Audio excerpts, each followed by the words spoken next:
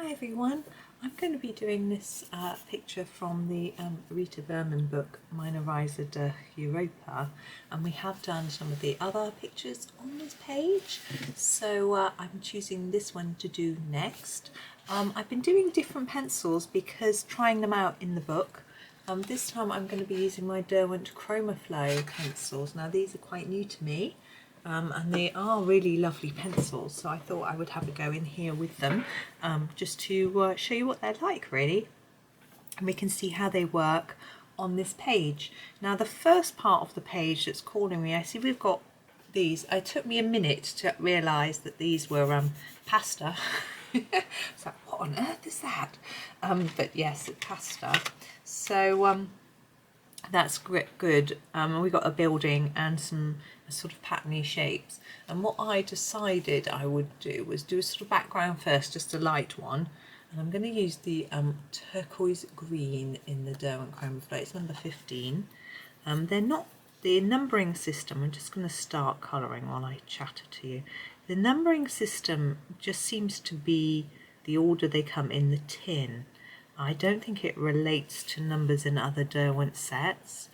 I'm not entirely sure, but anyway, they are cute pencils, I have to say. Look at that colour, it's gorgeous. So anyway, we'll continue with the colouring in. Someone's just sent me a message on my computer screen, it's popped up, which is a little bit distracting. I will try not to get distracted, or else I'm going to colour out the lines, which I do anyway, even without distraction. Now I'm thinking here as I colour, I haven't planned this page apart from this colour on the background, as to what do I do with this pasta? I mean, do I colour it the sort of pasta colour? I always have whole grain pasta, it's quite brown, or it's not really going to look massively attractive, or do I just take a bright colour and just colour it madly? There are some pastas I know that are dyed with sort of food dyes, which look really cool, so should we try that? I don't know. I mean, it'd be quite fun to do these stripes in different colours, I think. Maybe we'll do that, we'll do something bold and weird. You don't have to copy my idea. If you want to do it a bit more conventionally, then wow, yeah, you know, just go ahead. But let's try something a bit different, hey, a bit fun. So this is going down really nicely on this paper as a background. In my eyes it looks pretty even. I mean, my colouring isn't perfect. You know me, I'm not the most perfect, outstanding colourist, but I like the smoothness. They are advertised as being smooth, and although they're not, in my head, smooth would mean something like a Prisma, where it's really smushy, and it isn't like that at all. But yes, smooth, yeah, I can see that, why they say that. It's you know, they're very nice pencils. I'm very lucky to have had them as a gift.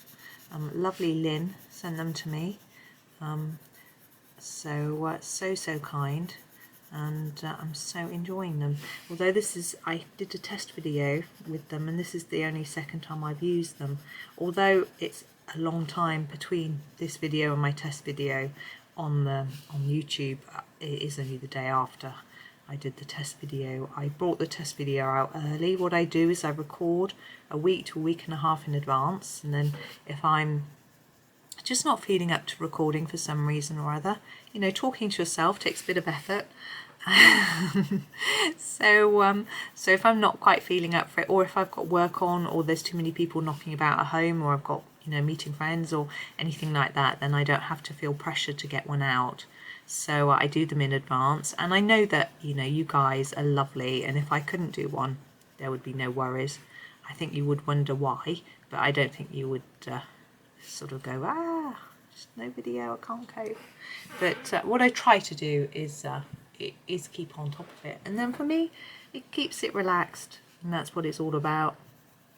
It's fun, it's relaxing, etc. As I say, there are just some days when I'm not feeling up for talking to a camera, talking to myself, but that's the background. I like that colour.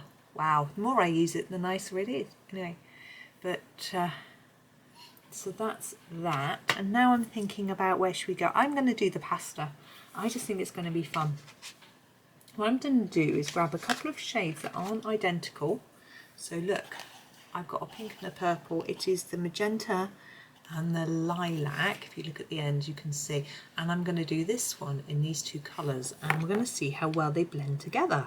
I think that will be a lot of fun. Now, blending isn't the easiest thing to do, so I shall show you. Some of you will be experts already, might be better than me, but what I'm going to do, so I start with quite a hard layer. The idea is to blend, I'm doing pink this side, purple this side, and bring them together in the middle. So I need to start fading the colour so that when I'm ignoring these lines for now, it's going to make it too complex.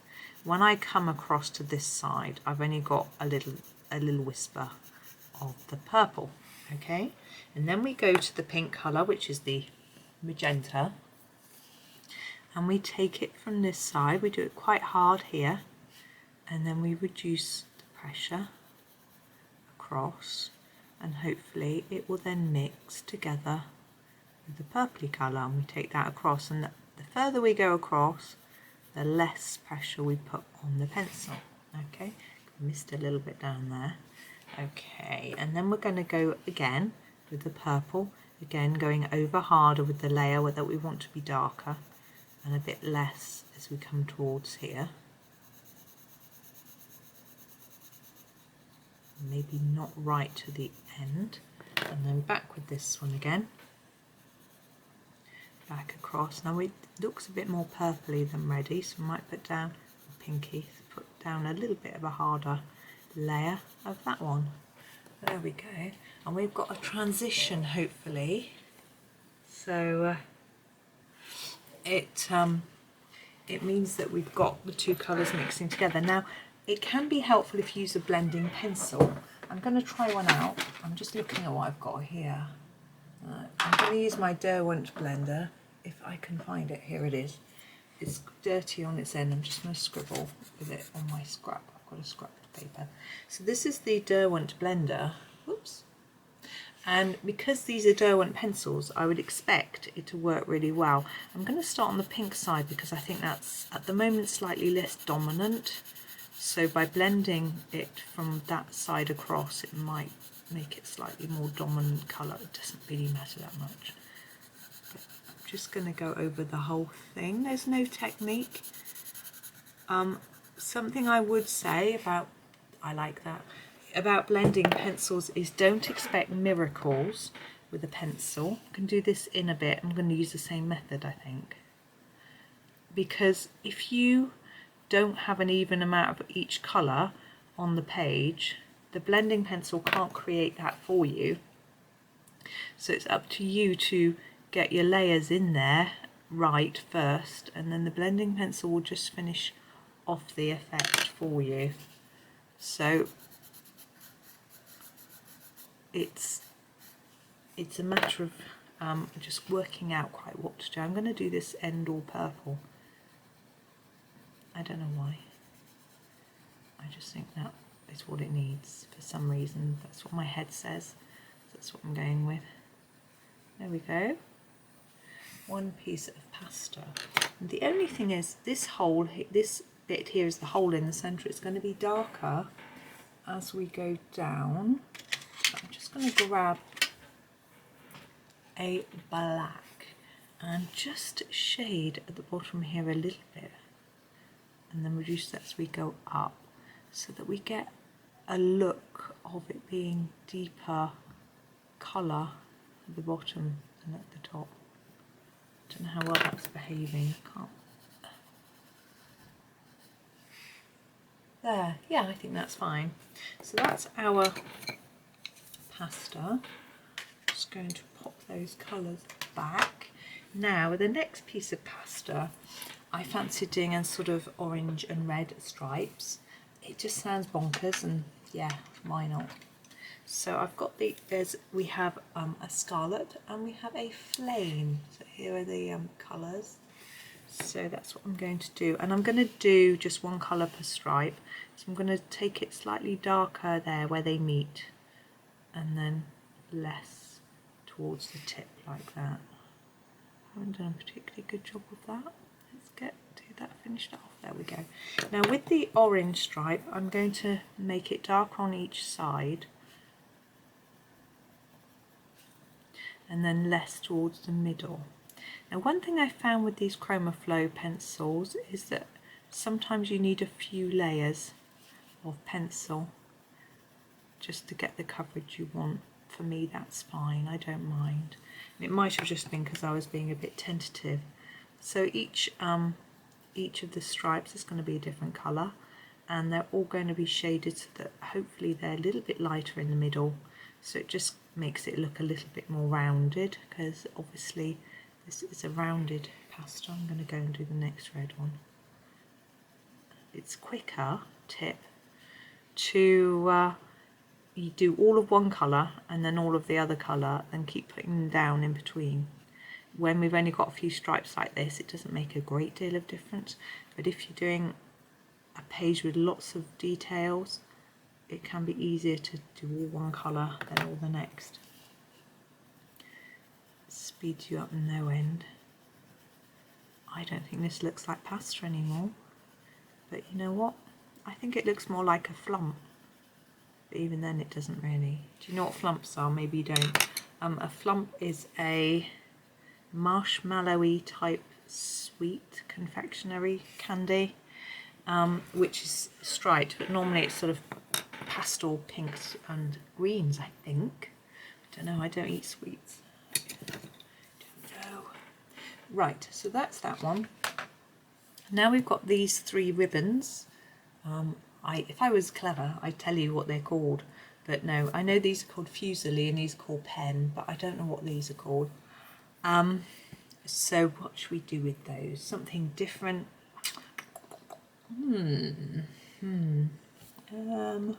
Let's do some greens. Let's do some green pasta. Why not? It's not mouldy, it's not slime, it's a basil.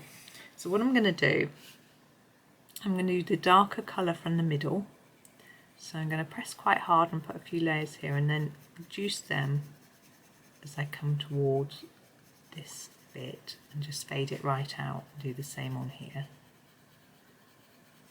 I'm going to do all these 3 the same, I've decided, and I'm going to do these 2 the same as these 2.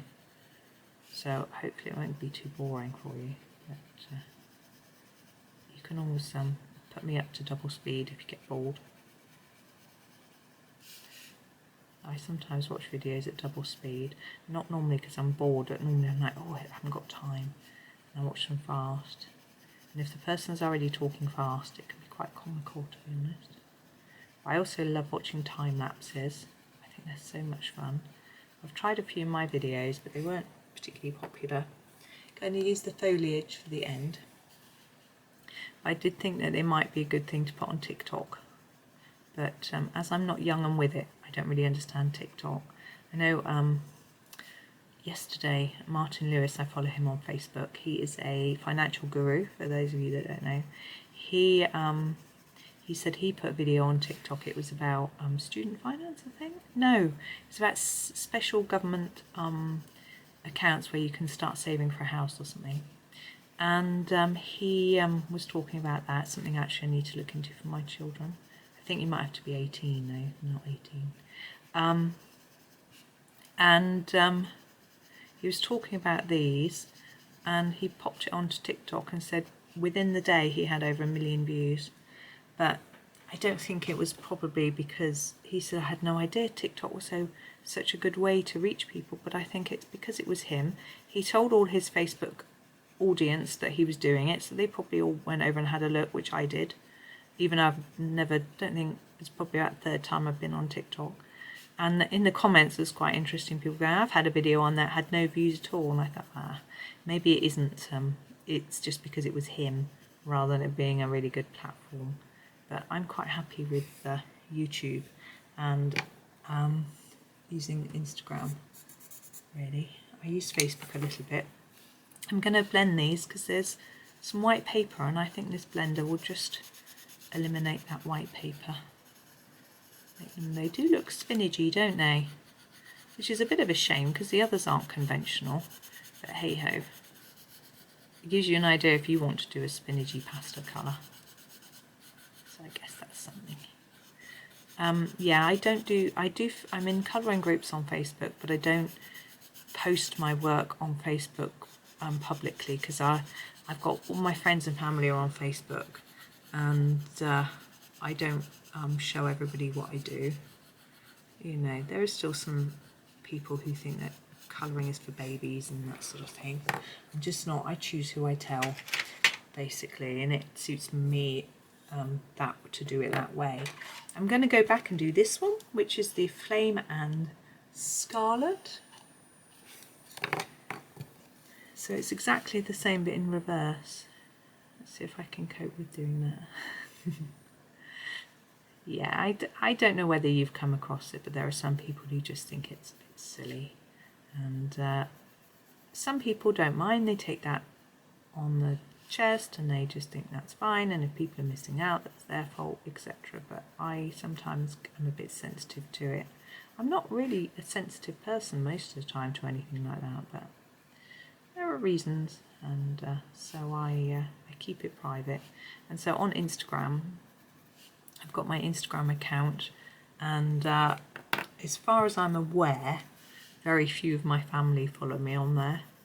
I know that my husband does, he's very supportive, and my sister does, and she's supportive too, and one of my cousins does, and she's supportive. She's got a jewellery business, and I try and be supportive of her as well. What's her business called? Adora Designs, I think. She's based in San Francisco, and makes very pretty beaded jewellery. Right, we're back to the pasta. The other pasta, the lilac and magenta one. Now I've got to make sure I get this right. So the pinky colour is on the inside,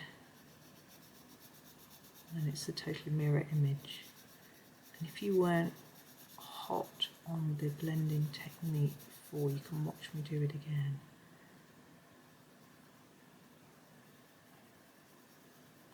And as you see, I'm saving time by doing all of the pink bits to start with.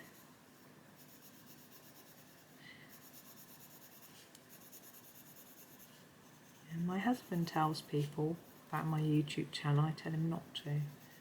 So he says, oh, people won't go and investigate. And I said, they might, you know. So he started just telling them I do art tutorials rather than adult colouring, but I still tell him off. He says, but I'm so proud of you, I want everyone to know. But people don't understand. You know, they think it's for children. But anyway. Might be different in different countries, I hope so. It's going with a bit of black in the bottom again like I did last time.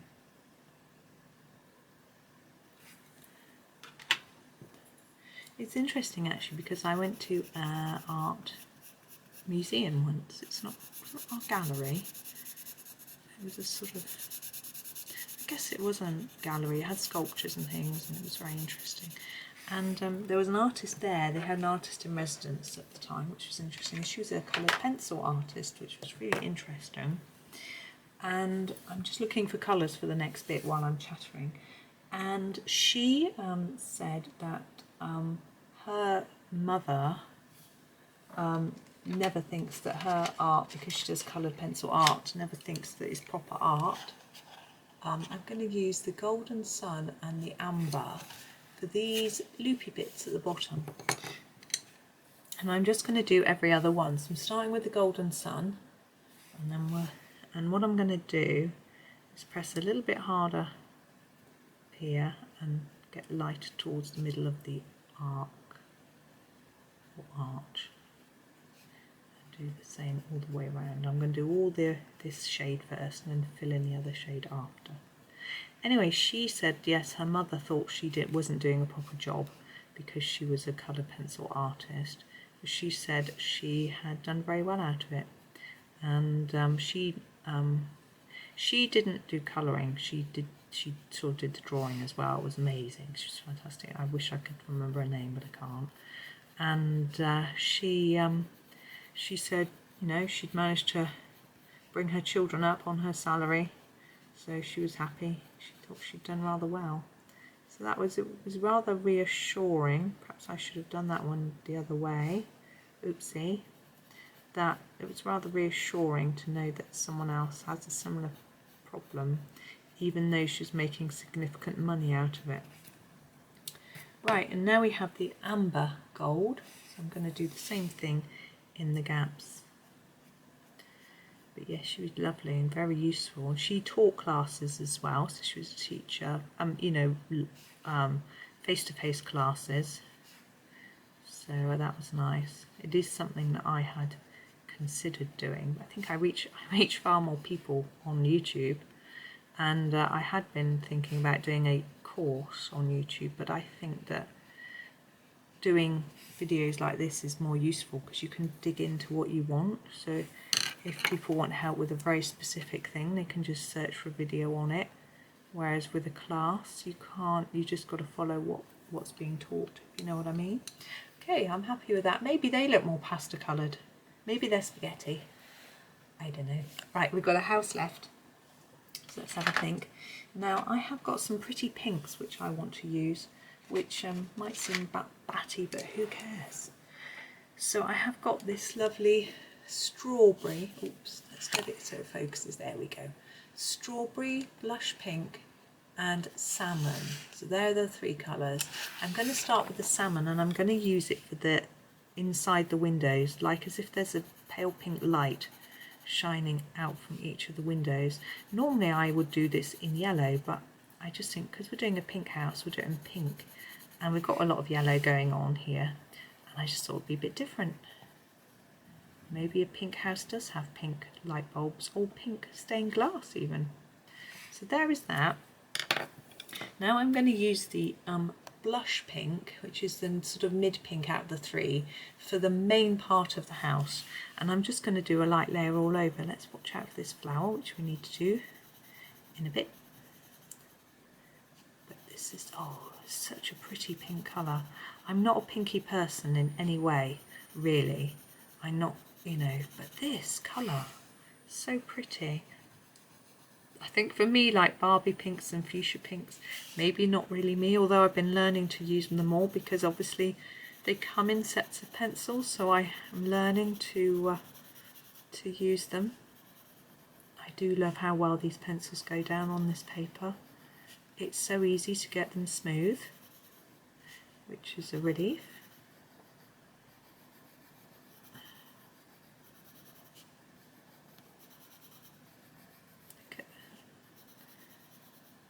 I mean, I realise it's not perfect, but I like it. I'm going to do that bit in there too, like that. And now I'm going to grab the darker colour. Remember we had this strawberry? I'm going to do all these bits that want to be slightly darker.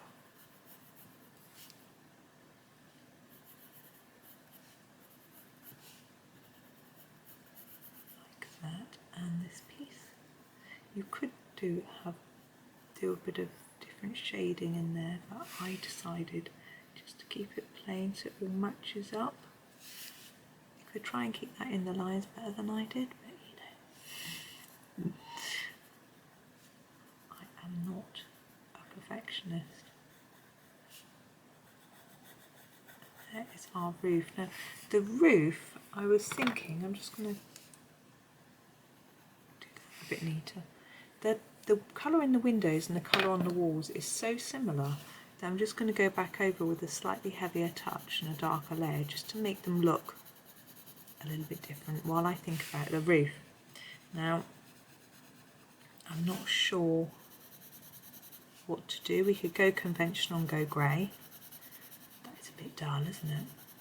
And we haven't used much blue yet. Obviously the background's blue, but it's a sort of turquoisey blue. So if we use a dark blue, I think we could probably get away with it, and I think that's what I'm going to do.